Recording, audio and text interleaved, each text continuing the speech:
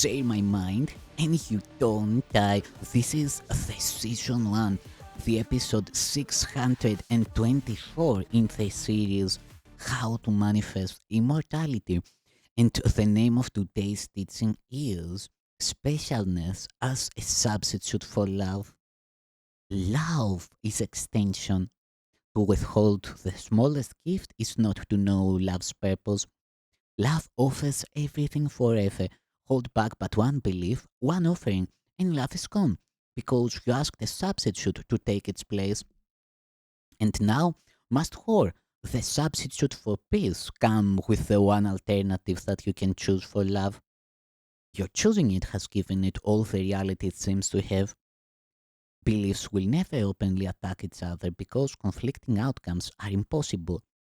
But an unrecognized belief is a decision to war in secret, where the results of conflict are kept unknown and never brought to reason to be considered sensible or not. And many senseless outcomes have been reached, and meaningless decisions have been made and kept hidden to become beliefs now given power to direct all subsequent decisions. Mistake you not the power of these hidden warriors to disrupt your peace, for it is in their mercy while you decide to leave it there. The secret enemies of peace, your least decision to choose attack instead of love, unrecognized and saved to challenge you to combat and to violence far more inclusive than you think, are there by your election. Do not deny their presence, nor their terrible results. All that can be denied is their reality, but not their outcome. All that is ever cherished as a hidden belief to be defended though unrecognized is faith in specialness. This takes many forms but always clashes with the reality of God's creation and with the grandeur that He gave His Son. What else could justify attack? For who could hate someone whose self is his and whom he knows? Only the special could have enemies, for they are different and not the same. And difference of any kind imposes orders of reality and a need to judge that cannot be escaped. What God created cannot be attacked, for there is nothing in the universe unlike itself. But what is different calls for punishment, and this must come from someone better, someone incapable of being like what he contemns, above it, sinless by comparison with it. And thus specialness becomes a means and end at once. For specialness not only sets apart, but serves as grounds from which attack on those who seem beneath the special one is natural and just. The special ones feel weak and frail because of differences, for what would make them special is their enemy. Yet they protect its enmity and call it friend. On its behalf they fight against the universe, for nothing in the world they value more. Specialness is the great dictator of the wrong decisions. Here is the grand illusion of what you are and what your brother is. And here is what must make the body dear and worth preserving. Specialness must be defended. Illusions can attack it and they do. For what your brother must become to keep your specialness is an illusion. He who is worse than you must be attacked so that your specialness can live on his defeat. For specialness is triumph, and its victory is his defeat and shame. How can he live with all your sins upon him?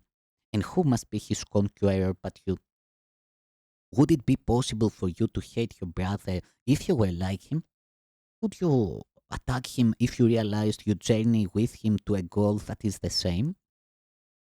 Would you not help him reach it in every way you could if his attainment of it were perceived as yours? You are his enemy in specialness, his friend in a shared purpose. Specialness can never say, for it depends on goals that you alone can reach, and he must never reach them, or your goal is jeopardized. Can love have meaning where the goal is triumph?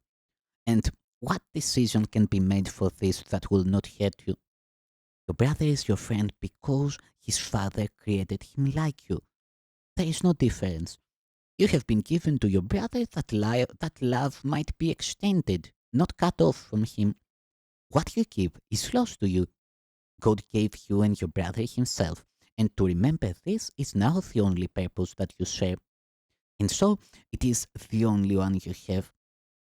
Could you attack your brother if you chose to see no specialness of any kind between you and him?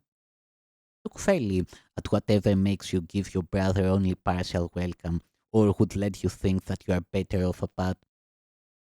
Is it not always your belief your specialness is limited by your relationship?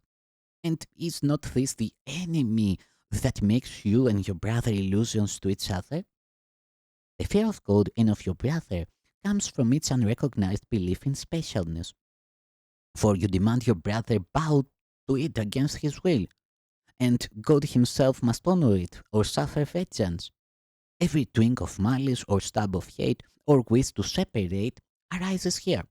For here the purpose that you and your brother share becomes obscured from both of you. You would oppose this cause because it teaches you and your brother are alike. You have no purpose that is not the same, and none your father does not share with you. For your relationship has been made clean of spatial goals. And would you now defeat the goal of holiness that heaven gave it? What perspective can the spatial have that does not change with every seeming blow, its slight or fancied judgment on itself? Those who are spatial must defend illusions against the truth. For what is specialness but an attack upon the will of God? You love your brother not while it is this you will defend against him. This is what he attacks and you protect. Here is the ground of battle which you wage against him. Here must he be your enemy and not your friend. Never can there be peace among the different. He is your friend because you are the same.